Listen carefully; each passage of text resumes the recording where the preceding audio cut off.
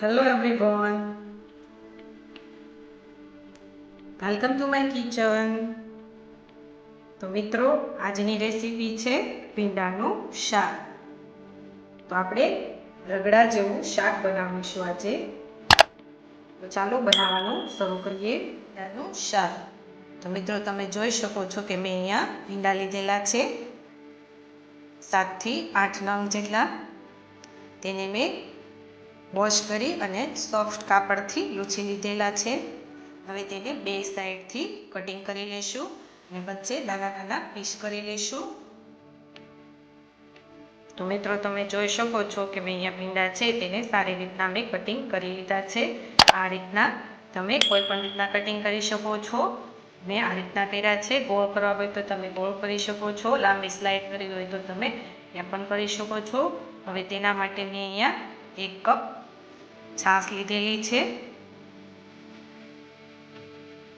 તેના માટે મેં એક ટામેટું લીધેલું છે અને તેને આ રીતના મેં મીડિયમ સાઇઝના ટુકડા કરી લીધા છે.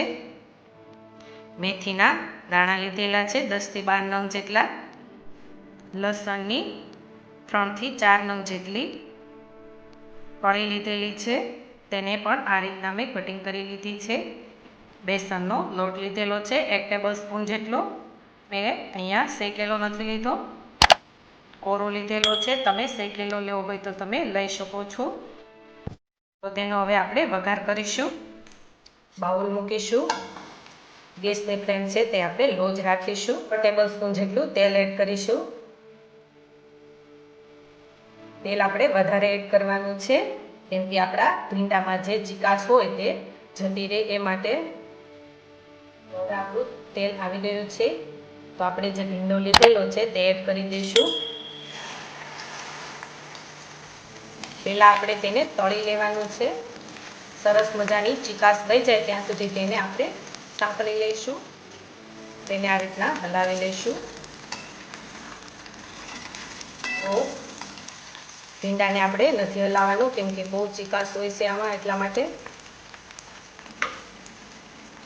હવે એને 10 મિનિટ જેટલું સાંતળવા દઈશું જેથી કરીને આપણી અંદરની જે ચીકાશ છે તે બધી જતી રહે.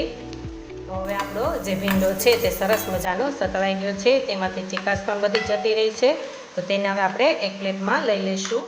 તો હવે જે આપણો ભીંડો છે તે એકદમ સરસ તળાઈને રેડી થઈ ગયો છે.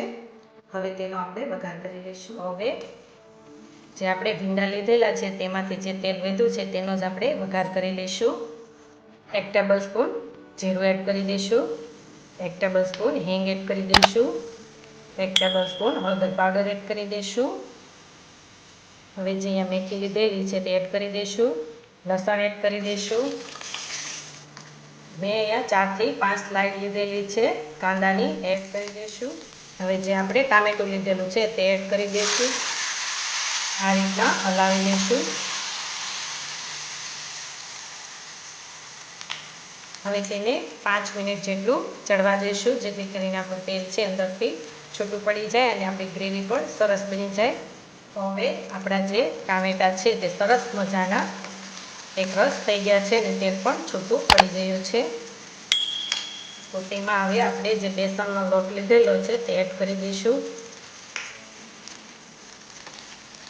તેને પણ આ રીતના હલાવી લઈશું. સ્વાદ અનુસાર મીઠું એડ કરી દઈશું. 1 ટેબલ સ્પૂન ખાંડ એડ કરી દઈશું. ચટણી પાવડર એડ કરી દઈશું 1/2 ટેબલ સ્પૂન જેટલું. હવે તેને આ રીતના હલાવી લઈશું. હવે તેમાં જે છાશ લીધેલી છે તે એડ કરી દઈશું. તેને આ રીતના હલાવી લઈશું. છાશ છે તે આપણે ખાટી જ લઈશું જેથી કરીને આપણું જે શાક છે તે સરસ મજાનું ખાટું મીઠું બને.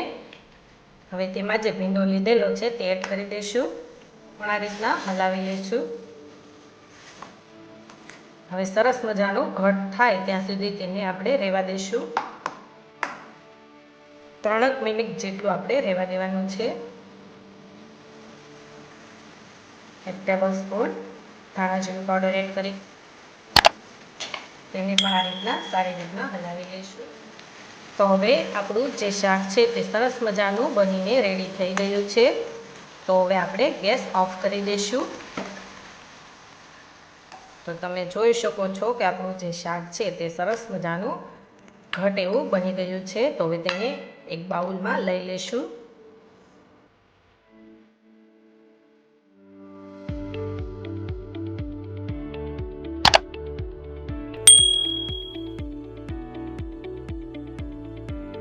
તો હવે આપણી જે ભીંડાનું શાક છે એકદમ સરસ એવું બનીને રેડી થઈ ગયું છે.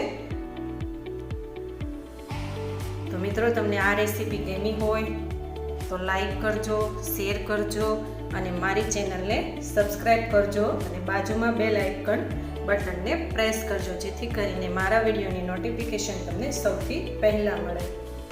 Thank you for watching.